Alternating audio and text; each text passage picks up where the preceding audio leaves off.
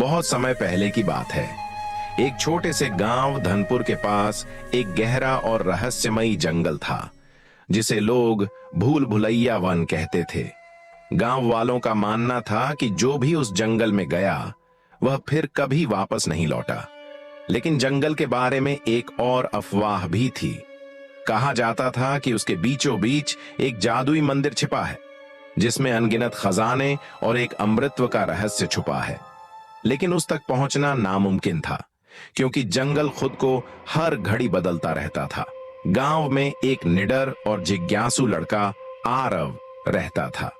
वह बचपन से ही कहानियां सुनता आ रहा था कि जंगल में जाने वाले लोग गायब हो जाते हैं, लेकिन उसे कभी यकीन नहीं हुआ। एक दिन उसने ठान लिया कि वह इस रहस्य को सुलझाएगा और जादुई मंदिर को खोज निकालेगा। आरव जैसे ही जंगल में दाखिल हुआ, उसे लगा कि यह कोई साधारण जंगल नहीं था। पेड़ बहुत घने थे और सूरज की रोशनी तक अंदर नहीं पहुंच रही थी। तेज हवा चलने लगी और अचानक उसे पेड़ों के बीच से कोई फुसफुसाहट सुनाई देने लगी। आरव, वापस चले जाओ, वरना तुम भी खो जाओगे। आरव ने पीछे देखा, लेकिन वहां कोई नहीं था। वह समझ गया कि यह जंगल सच में रहस्यमयी और जादुई था। जैसे ही वह आगे बढ़ा, उसने देखा कि पेड़ आपस में अपनी जगह बदल रहे थे। रास्ते खुद ब खुद गायब हो रहे थे और नए रास्ते बन रहे थे। अचानक सामने एक पत्थर की दीवार उभर आई, जिस पर एक शिलालेख था। अगर इस जंगल के रहस्य को सुलझाना है तो 3 परीक्षाएं पास करनी होंगी। आरव ने बिना डरे आगे बढ़ने का फैसला किया। आरव को एक बड़ा रहस्यमयी पेड़ दिखा, जिसके चारों ओर जानवर बैठे थे। एक उल्लू, एक सांप और एक काला कौवा। उल्लू, अगर आगे जाना है तो सही उत्तर दो। सवाल यह है, जिस चीज का कोई आकार नहीं होता लेकिन फिर भी हर जगह होता है। आरव ने कुछ देर सोचा और फिर मुस्कुराकर बोला, परछाई, शैडो। जैसे ही उसने जवाब दिया, पेड़ ने रास्ता खोल दिया और वह आगे बढ़ गया। आगे एक चमकता हुआ तालाब था, जिसकी सतह पर एक रहस्यमयी रोशनी नाच रही थी।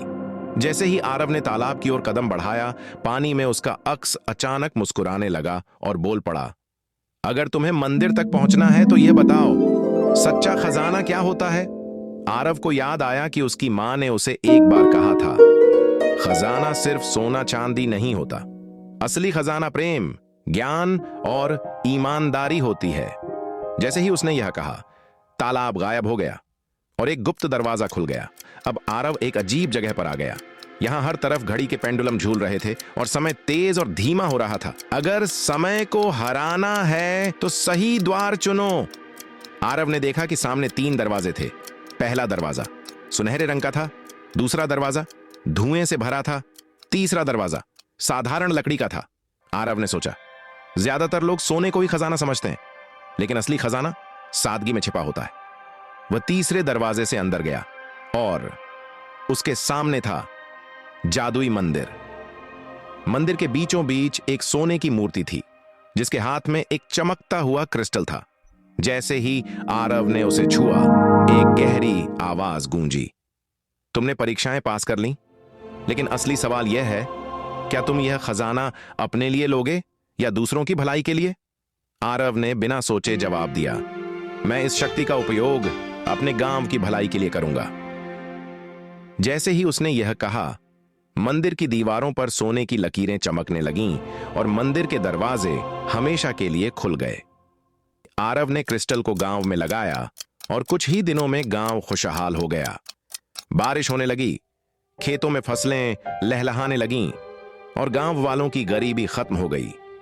लेकिन जब आरव दोबारा जंगल की ओर गया, तो वह रास्ता हमेशा के लिए गायब हो चुका था। क्या जंगल ने खुद को हमेशा के लिए छिपा लिया था? क्या अब कोई और उस मंदिर को नहीं ढूंढ सकता था? या फिर जंगल किसी और साहसी व्यक्ति के इंतजार में था? यह कोई नहीं जानता, लेकिन कहते हैं कि हर पूर्णिमा की रात जंगल से एक हल्की नीली रोशनी उठती है, जैसे वह अब भी अपनी अगली परीक्षा के लिए तैयार हो। अगर आपको मजा आया तो जल्दी से लाइक दबाओ और ऐसे ही मस्ती भरी कहानियों के लिए सानवी टून टीवी को सब्सक्राइब करना मत भूलना। मिलते हैं अगले मजेदार वीडियो में।